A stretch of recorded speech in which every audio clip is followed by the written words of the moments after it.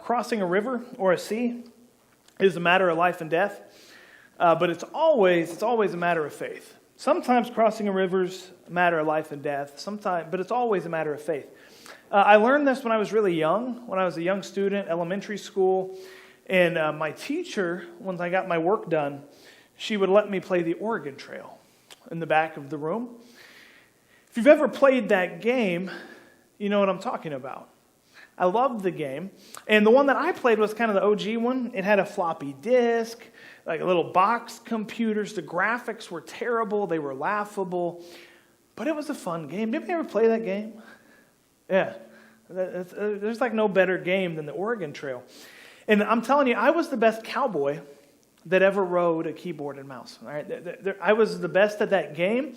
And when you start the game, if you've never played it, you have a passenger list, and you got to name your passengers. So I'd put myself in there. I'd put whatever girls that I had a crush on in there. I'd put their names in there. Usually it was somebody named Sarah. So there'd be a bunch of Sarahs. And then I'd put some enemies in there because somebody has to get bit by a snake, and I hoped it would be them. So I loved the game. It was fun. And after you name your passengers, you go to like the store, you stock up on your supplies, and then you finally hit the trail that leaves, I think, from Independence, Missouri, and goes all the way to Oregon City, Oregon. Now, this trip in real life would take some 5 months. It'd take 10 minutes on the computer. But you get your stuff, you name your passengers, you get your horses going, and things are going great. The wagon is going along. Everything is going well. And this is such a realistic game that you even have to go hunting on the trail because you're going to run out of food, and you need some meat, you need some protein. And hunting was one of my favorite parts. You'd get out your little gun, you'd shoot the little pellet, and it'd just inch across the screen. It's like you're playing Pong. And you'd shoot a deer, you'd shoot a bear, you'd shoot buffalo, whatever. And I'd always get way more meat than I could carry back to the camp. It's such a fun game. Now, don't get me wrong. For all of the fun, there are some challenges. Occasionally, somebody might die from a snake bite. They might die from dysentery. But usually, things went pretty well. Things went pretty well, that is, until you came to one of the many rivers on the trail. Because when you got to one of the many rivers on the trail, you had a choice to make. You always had to cross the river, because you can't get to Oregon City without crossing the river.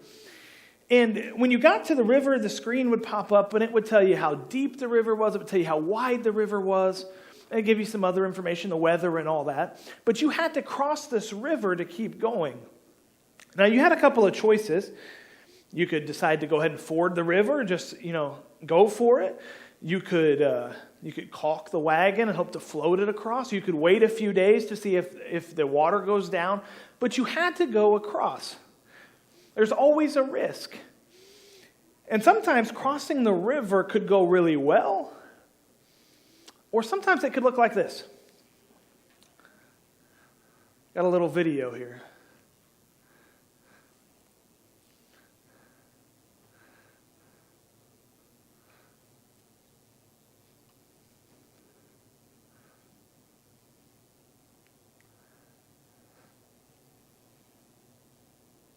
The suspense is just killing me.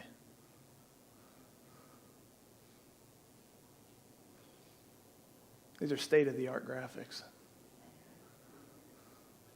Oh no.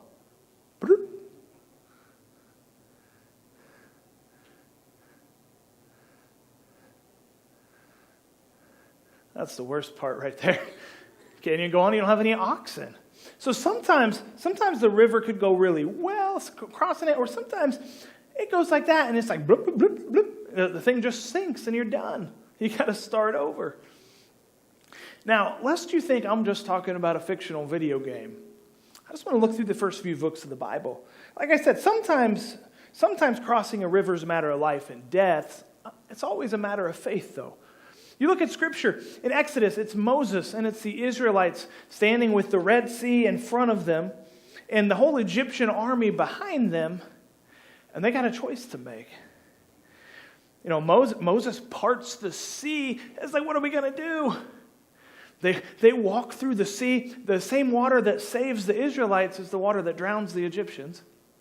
Or after Moses dies, it's Joshua and the Israelites. They need to cross the Jordan River. They're carrying the Ark of the Covenant, but the river's at flood stage. How are they supposed to do that? They're not supposed to drop the Ark. They're not supposed to touch the Ark where they're not supposed to touch it. How are they going to get across the river? And it's not until the priest step foot in the water that the water parts, just like it did with the Red Sea. And with Elijah, it's shortly before he's taken up in the chariot of fire, he stands at the Jordan River. And he's got a choice to make. He steps in the water parts. After Elijah, it's Elisha. Right after Elijah gets taken up, Elisha takes over for Elijah. He stands at the same river. Water just parts. Sometimes crossing a river is a matter of life and death, but it's always a matter of faith. Because you don't know what's going to happen.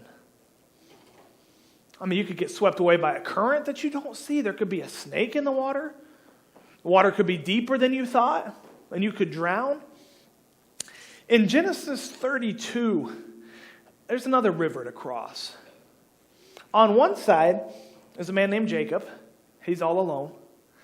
And on the other side, some distance away, is his older twin brother Esau and 400 of Esau's men. Now, Jacob hadn't seen his brother in 20 years. And the last time that he was around his brother, he ran for his life because Esau vowed to kill him. There's a good story there. And for being the grandson of Abraham, which Jacob is, Jacob seems like a person who's cut from a whole different sort of cloth. He seems kind of like a stepchild. His story takes up roughly 25 chapters in Genesis.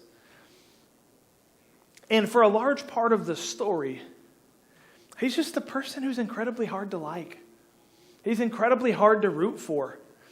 He's a crook. He's dishonest.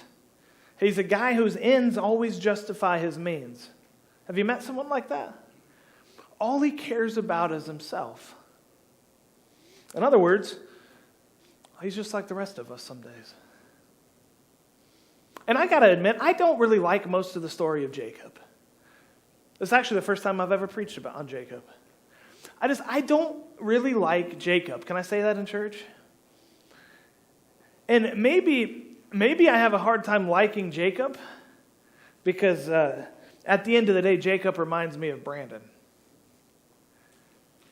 It's often hardest to like the people who are most like us. But what's happened between these two brothers, that there's such hate between them? Why are they separated by a river? And just who is Jacob? You know, this grandson of Abraham. The story starts in Genesis 25. And his story goes until about Genesis 50. We got a potluck today, so I don't feel bad about talking about 25 chapters. All right, you guys got something to look forward to. Now, Jacob, he's just a crooked guy. Even from birth. Esau, his mother delivers Esau, and there's Jacob holding on to his heel as he comes out of the womb. That's what his name means, Jacob. It means heel grabber or deceiver. And he was his mother's favorite child. His mother was Rebecca. He was Rebecca's favorite child. This is the first time we see favoritism in the Bible. You read Jacob's story and you just can't help but see that his mother loved him more than she loved his brother. In case you're wondering, nothing ever comes good in Scripture or today when parents love one child more than the other. Like it just always ends badly. Jacob grows up.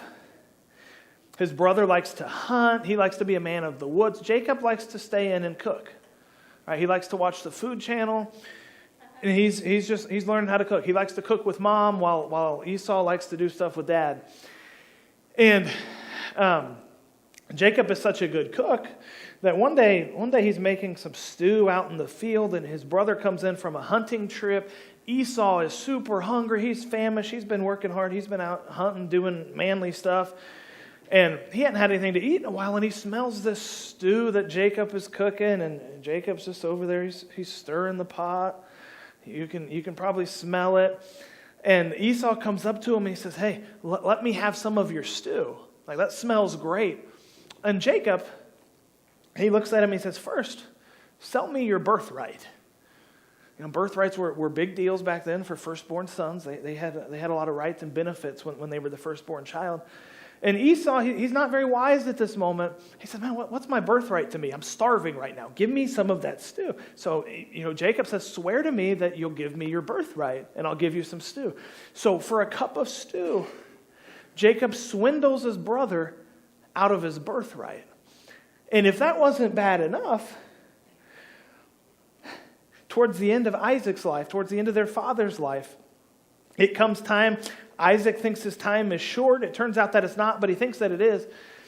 And so he calls his children to him because he wants to offer the blessing to the firstborn son. And so Rebekah, their mother, hears about this, and she says, Jacob, here's what I want you to do. Your father wants to bless Esau, but I want you to be blessed. So go get some of Esau's clothes. I want you to put them on. Go get a goat. I'm going to cook it just the way that your father likes. And he's going to think that it's Esau coming in to get the blessing. So Jacob goes into the bed, and he goes up to his father. He gives him the food, and they're talking. And Isaac's almost blind. He can't see. And the voice that he hears is the voice of Jacob, but the clothes and the arms and everything feel like Esau. And long story short, he thinks it's Esau, and he gives Jacob Esau's blessing. So not only does Jacob trick Esau out of his birthright, he also steals his brother's blessing. Now, after Esau figures out what has happened, he vows to kill Jacob. He said, man, the days are coming when my father is going to die. And after that, I'm going to kill my brother Jacob. He stole my birthright, he stole my blessing, and I'm going to kill him. Things are not looking very good for Jacob. Rebekah hears Esau make this vow to kill Jacob, and she goes, Jacob, you're my son, I love you. Your brother's going to kill you. You need to leave. You need to run. So he runs. He goes to his uncle Laban's house. And on the way, he's sleeping in a field one night with a rock for a pillow, and God appears to him in a vision. And in this vision, he just sees God way up high in heaven, and there's like this stairway, and angels are going up and down from God to earth, from earth to God. And it doesn't really tell you in Genesis what that's referring to, but Jesus quotes from that story in John chapter 3, and he says, you're going to see angels descending upon the Son of Man. He says he is that stairway that leads people from earth to heaven, and he comes down from heaven to earth, and he tabernacles with us. He makes his dwelling among us. And so you get Jacob, he gets this vision of God. God says, hey, I'm the God of your father Isaac, your grandfather Abraham. All peoples on earth are going to be blessed through you. He repeats the promise to Jacob that he made to his grandfather Abraham. And he gets to his uncle Laban's house. He works for him for 14 years so that he can marry his daughter. He works 7 years. He strikes up a deal to marry this girl named Rachel that he loved. He fell in love with. It was a girl of his dreams. So he says, I will work for you for 7 years if I can marry your daughter. Laban says, okay, that's a great deal. So the wedding night comes, they celebrate, and in the morning, Jacob wakes up. They've had their honeymoon night. Jacob wakes up and he looks over, and next to him in the bed is Rachel's sister. It's Leah. Now that's a bad night. I don't know if he had too much to drink and he didn't recognize her, but you think after 7 years you would know what your bride looks like. So he probably screams in the morning like, what's going on? What's happened? I married the wrong person. And so he goes to his father-in-law and says, hey, what are you doing? I agreed to work for Rachel, and you make me wake up with Leah. Like, what's wrong with you? He says, well, it's not the custom for us to give the second child away before the first child. Work with me another 7 years, or work for me another 7 years, and then you can have her sister too. Then he agrees to it. The trickster kind of gets tricked. He eventually gets to marry Rachel. And one of the strangest chapters in all of Scripture has to be Genesis chapter 30. If there's ever a chapter that screams Jerry Springer, it is that. Because you've got these two sisters competing who gets to sleep with Jacob, who gets to have children with Jacob, and it's just like they start having a birthing contest. Like, okay, Rachel's going to have a child, and finally God opens up her womb, then Leah wants to have a child. Then it's boom, boom, boom, boom, boom. And they're in this constant battle trying to earn Jacob's love. Like, if I have all these kids, then surely my husband will love me. And Jacob carries on his mother's favoritism. He loves Rachel a lot more than he loves Leah, if he loves Leah at all. So he works for him for 14 years. And then he gets ready to go, and he gets an idea. Laban kind of wants to give him something. And he says, all right, why don't you give me all of the speckled or the spotted animals? Like that will be my reward. And so Laban, he's as much of a trickster as Jacob is, and he says, sure, that'll be great. So that night he goes and he takes away all of the spotted and speckled animals so that Jacob won't be able to take them. And Jacob sees what's happened, and what follows I don't pretend to understand at all. But somehow Jacob is able to manipulate the birthing process of these animals to where when they're born, they're spotted. And he's able to pick the best ones of the bunch. And after 6 years, so he's already worked for him for 14 years, he spends 6 years manipulating his flock so that he's got a great herd himself. And then he's finally able to leave. So he runs away and he starts heading home. But here's the problem. He doesn't know what he's going to find when he heads home. See, home is where Esau is, at least as far as he knew. I don't think they've been sending cards or keeping up. But he knows where Esau is involved, there's going to be a fight. Because 20 years before, Esau vowed to kill Jacob. And up until this point in Jacob's story,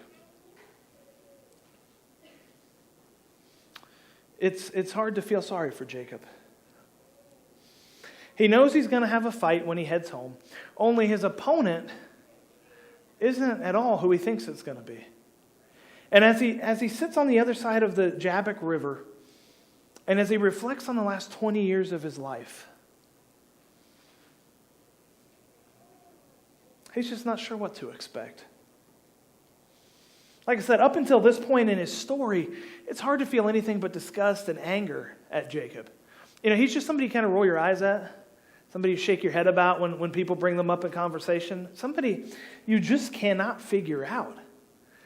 I mean, here he is. He's the grandson of Abraham, of all people. And yet, he doesn't amount to much more than a cheat and a liar. He certainly doesn't have this great faith to speak of. Every time he prays, it's to the God of his father and to the God of his grandfather. It's never to his own God. And if we're praying to somebody else's God, it's never our own faith. And until Jacob spends the night alone beside the Jabbok River, he's just somebody who has not at all lived up to the expectations that were placed upon him. He doesn't amount to much more than a liar, a deceiver, a cheat. And I don't know, maybe he's even embarrassed to have Abraham as a grandfather. Kind of thinks, man, I haven't done anything in my life. All these people came from my family, people who God used, and I'm just kind of a loser. I don't know. The text doesn't show any remorse up to this point, so I'm speculating. But I think he knew that something was missing. And maybe you can relate to Jacob a little bit. Maybe you haven't lived up to expectations. Maybe you've gotten really good at deceiving people. Maybe you know all the right words to say about God, but you don't really know God. Your family has faith, but you don't really have a faith of your own to speak of. And if that's you, man, that is a great place to be. Because with God in the picture, your life does not have to end the way that it began. It doesn't have to continue the way it's been going. God can write a new story because it's the end of the story that matters.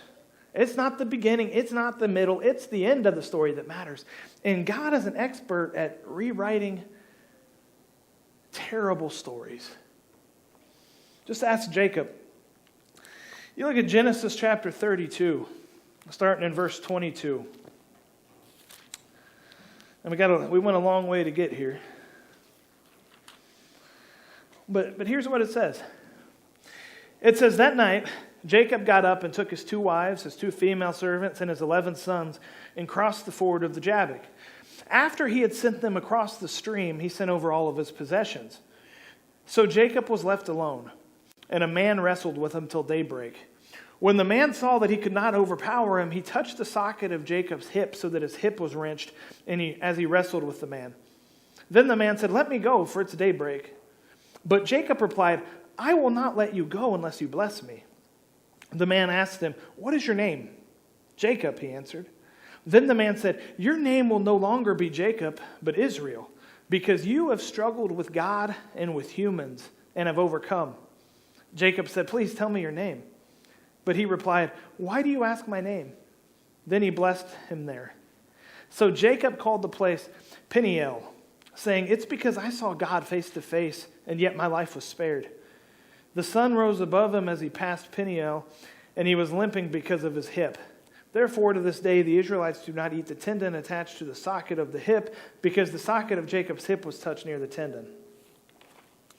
And it's like you read this story, and it's like, what in the world is this about? Like, I didn't know WWE was in the Bible. Like, what's this wrestling match out in the middle of nowhere?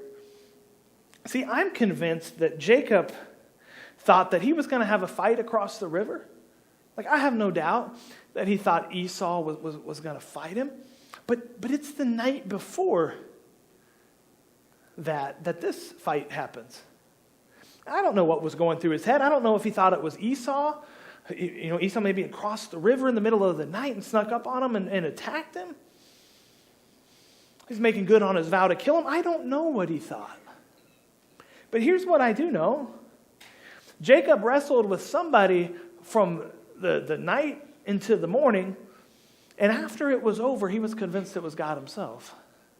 Now, I'm not here to say whether it was the angel of the Lord or whether it was God. You can read all kinds of different opinions.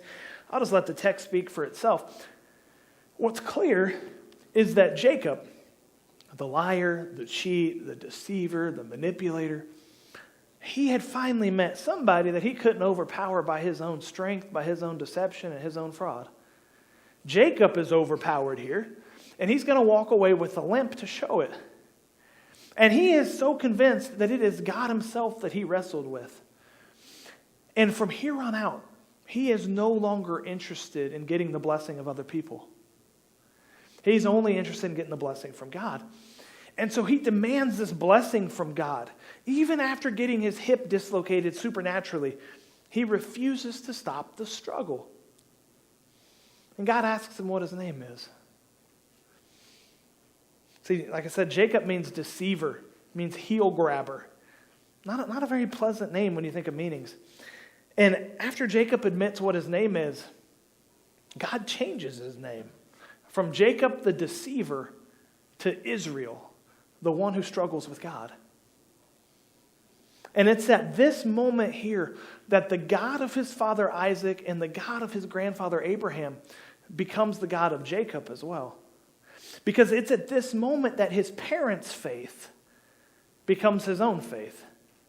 See, until then, Jacob only paid lip service to God. He knew the right words to say. He could offer up a prayer at dinner. But he did not have a saving relationship with God. And the same's true for you, and the same's true for me. Until we struggle with God, until God himself changes us through the power of the Holy Spirit, we have lips that say the right things, but we have hearts that are very far from God. You read on in this story, and Jacob crosses that river in the morning to meet his brother. It's just an incredible story. And as Jacob is limping towards his brother, it's Esau that runs toward Jacob. And you kind of wonder what's going to happen. He's going to run up to him. Is he going to kill him? What's going to happen? And instead of attacking him, he embraces him. He kisses him. And they both just stand in this field and they openly weep together. 20 years of hurt get washed away right there. 20 years of deceit, 20 years of struggle. It's just this beautiful picture of forgiveness and of reconciliation.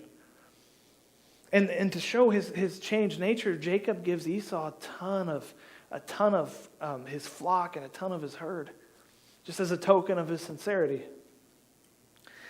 And you read this story and the changed nature of Jacob, it's just emotional. You can't help but almost weep with the two brothers as you see them embracing in the field. And if that doesn't get you, I think chapter 33, verse 20 has to get you.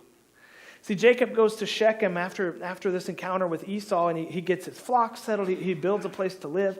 And Scripture tells us this, Genesis 33, verse 20. It says, there he set up an altar and called it El Elohe Israel. And unless you read all of his story, this might not mean much.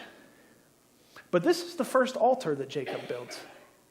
Now, he built a pillar 20 years ago when God gave him the vision of the staircase. But God's not interested in pillars, and he's going to later outlaw pillars. But now, after his encounter with God on the other side of the river, he sets up this altar. And did you notice what he named the altar? Unless you read your footnote, you wouldn't know what it means. But it means El Elohe Israel means God, the God of Israel. Like, do you catch that? What did he get his name changed to? Israel. Jacob gets his name changed to Israel, he who struggles with God. Then he names this altar after God, the God of Israel, or my God. Like, no longer is it just Abraham's God. No longer is it just Isaac's God. But now it's Jacob's God. It's Israel's God. This is just this beautiful picture of how far Jacob has come. He goes from being a cheat and a deceiver to a worshiper of the one true God who has refused to give up on him no matter what he did, no matter how much he kept running away from him. See, Jacob's story ultimately shows how God keeps his promise to Abraham through Abraham's son Isaac and through Isaac's son Jacob. And it goes to show that nothing is going to stop God's plan, not even a wayward child. God's going to get his glory, even if he's got to break Jacob down so that he can lift him back up. And the end of his life is so much different than the beginning of his life. Don't get me wrong, he's not perfect. Nobody is besides Jesus. He struggles with favoritism as a parent. He clearly loves his son Joseph more than the rest of his children. It's got disastrous consequences for Joseph. See, Jacob learned favoritism from his mother. He passed it on. But the second half of his life shows him following after God with a faith that's his own. And it shows that his children and even his grandchildren get to witness that faith. In fact, Jacob even makes it to Hebrews 11, which upon first glance kind of seems like a mistake. See, we're in the middle of this series called Heroes, where we're looking at these different heroes of faith in Hebrews 11 and how they're ultimately going to lead us to Jesus. And the other names that we've talked about so far, Abel, Noah, Abraham, they all make sense as to why they're kind of in there. But it's like Jacob? Jacob made it into Hebrews 11? See, we can't ever count anybody out when God is involved. There's hope for everybody. And Hebrews 11:21 says this. It says, by faith Jacob, when he was dying, blessed each of Joseph's sons and worshipped as he leaned on the top of his staff. Now that records an event from Genesis 48, right before Jacob dies. And just listen to his faith as he gets to meet his grandchildren, who are the sons of Joseph. And in Genesis 48:15 it says this. It says, then he blessed Joseph and said, may the God before whom my fathers Abraham and Isaac walked faithfully, the God who has been my shepherd all my life to this day. Do you hear the faith of a man who's on his deathbed is just completely changed from the way his story began? He said, the God who's been my shepherd all my life to this day, the angel who's delivered me from all harm, may he bless these boys. May they be called by my name and the names of my fathers, Abraham and Isaac, and may they increase greatly on the earth. I mean, can you hear the faith in his voice? Gone is the deceiver that was there the first half of his life. He's become somebody who's completely transformed by the love of God. And that only comes as a result of an encounter with the living God. You know, one that Jacob had while he waded across the Jabbok River, while he was afraid of his brother Esau. And if Jacob's story says anything to us this morning, it says that, man, there is no one who's too far gone. Nobody. There's nobody that's too far gone for God's love to just completely transform them, to come and completely change them. I mean, he never gives up on us. He never gave up on Jacob. He even went so far as to die on the cross for us so that we could have life from death. There's nothing that he hasn't done to rescue us. Now, if Jacob, before his transformation, reminds you of yourself this morning, I just want to say that's a great place to be. Man, there is hope upon hope. See, God never gave up on Jacob. He never gave up on Joseph either. He never gave up on his promise to Abraham that all nations would be blessed through him. And ultimately, that blessing comes through Jesus. Have you trusted in what he did on the cross? Like, have you actually trusted? You've given yourself over to that reality that, man, my sins are paid for on the cross, and it's not because of anything I've done. It's because of everything that he's done. It's about what he did, not what we do. Now, if you've got a friend or you've got a family member and you read Jacob's story and you think, man, that reminds me of this person. Man, that's my son right here. That's my daughter right here. Don't give up. I love Luke 19:10. It's one of my favorite verses in the Bible. It just says this, says the Son of Man came to seek and save the lost. And there's some people who've been running from him for a long time.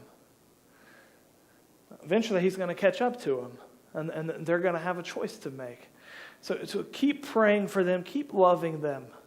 Like I said, eventually Jesus is going to catch up, and then they might have an encounter that'll change the rest of their life. Will you pray with me?